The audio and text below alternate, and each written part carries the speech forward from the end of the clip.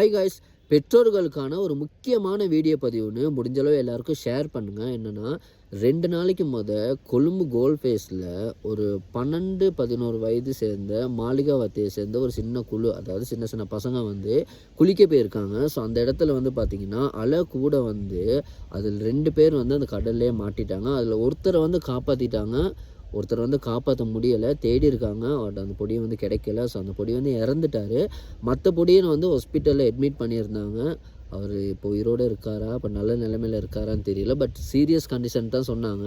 So இதனால் நான் என்ன சொல்ல வரேன்னா, நம்ம பிள்ளைங்களை நம்ம தான் பாதுகாப்பாக வச்சுக்கணும். கொழும்பில் மட்டும் இல்லை, இங்கே வெளியில் ஊருங்களில் இருந்து பீச்சுங்களில் குளிக்க போகிறோம். ஸோ எல்லாருமே ரொம்ப கவனம். சின்ன பிள்ளைங்களை பீச்சில் குளிக்க விடாதீங்க. ஒரு நேரம் மாதிரி இருக்காது, போனால் உயிர் போனது தான். ஸோ அதனால் எல்லாம் சேஃபாக இருங்க, கவனமாக இருங்க.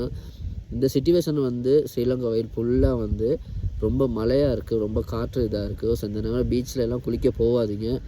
அதனால் பாருங்கள், முக்கியமான ஒரு உயிர் போயிடுச்சு அந்த இடத்துல. ஸோ அவங்க அம்மா அப்பா ரொம்ப கஷ்டப்பட்டிருப்பாங்க.